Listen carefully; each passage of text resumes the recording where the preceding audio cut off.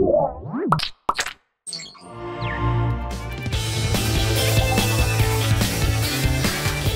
episode of App Judgment is brought to you by Thrillist. Hello and welcome to App Judgment. I'm David Prager and that is Graham Hancock. Hey guys. And we just came back from the annual Geek Spring Break, We did. otherwise known as South by Southwest. The geek part is the interactive festival in addition to a film festival and a music festival. And we go there every year. This is our third year for Revision 3 to go out there and put on a live Dignation, which we both participated in and were at. This year we had over 3,000 people at Stubbs Barbecue.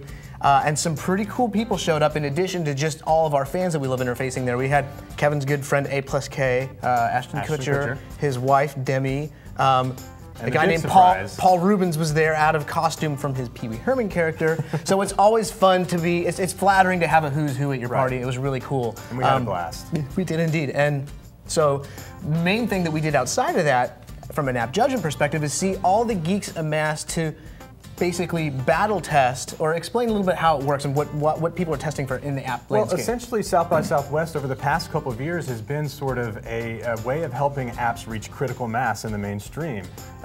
As you'll probably remember, Twitter and Foursquare sort of hit their tipping point when they came to South by Southwest, and that's when everyone sort of knew what Twitter was or knew what Foursquare was. Yeah, if you need to basically acquire a bunch of users to test both your platform and very quickly your platform, how it works and how people use it for the purpose of seeing whether it's viable or what kind of features you need to do. I think South by Southwest is a good place because you've got so many like-minded in terms of interested people in using apps there at the same time who also happen to be, on the road and away from where they're more comfortable, so they want to be able to do kind of social things, and I think it's a great place for specifically social apps. It's not like where you can sit there and play, cut the rope at South by Southwest. Hence why Twitter and Foursquare did so well there over the past few years. So what's the biggest thing that was used as far as interacting with people, you think? Well, I feel like this year the theme was group texting apps.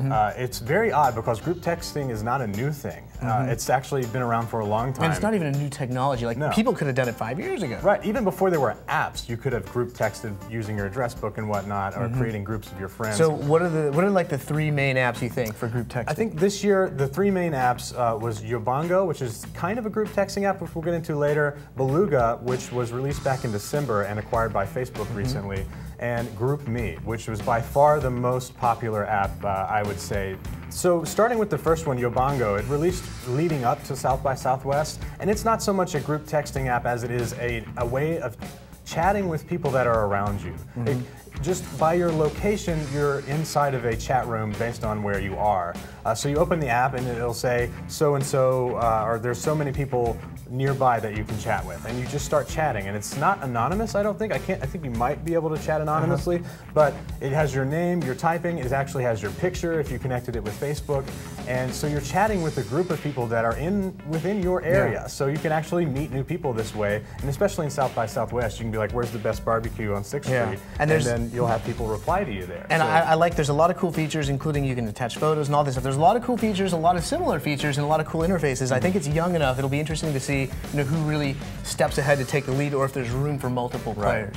So there's Yobongo. Tell me more about Beluga and GroupMe. Well, Beluga and GroupMe are very similar in that they're both group texting apps that allow you to create a group of friends and message that group. Beluga actually came out several months ago. You create pods with your friends, and you're messaging that pod, and they message the pod, and you're trading messages back and forth through that one group. GroupMe has done it almost exactly the same way. You create a group of friends using their real phone numbers and real email addresses, and I found them to be almost identical. Yeah, they're pretty much the exact same app. However, GroupMe was definitely the winner of South by Southwest. It was by far the most used and the most talked about, and I feel like it was the one that I personally used the most. Yeah, I thought it was going to be overwhelming, but you can always turn it off and mute it. But it was really cool, and it provided more than just seeing where your friends were through Foursquare. Foursquare had that big critical mass last year with that. This is taking, in addition to that, just kind of making it more of a close-knit conversation with those same friends.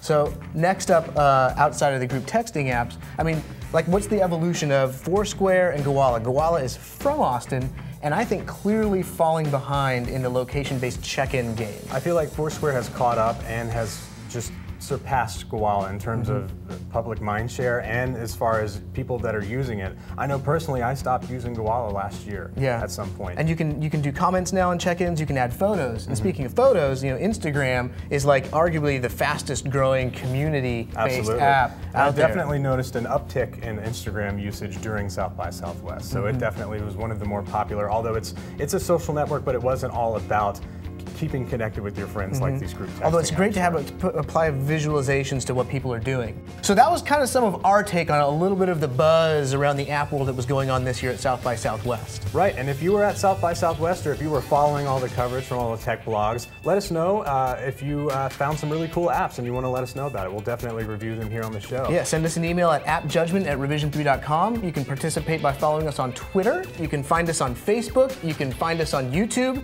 And more importantly, find us at revision3.com/appjudgment. Thanks for joining us. I'm David Prager. I'm Graham Hancock. And we'll see you next time. Hey Zach, you know how you have that one friend who always seems to know about all the cool stuff going on before everyone else? Well, Thrillist is a service that's like that, and it'll send you emails about cool things to do in your city. That's right. You want to know about a Star Wars burlesque show or a beer garden with 100 beers on top? Or how about that new restaurant with the freshest sushi?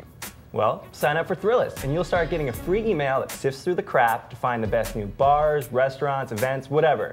They just promise it won't suck. Hit up Thrillist.com/AJ, and you'll start getting Thrillist sweet, sweet knowledge right away.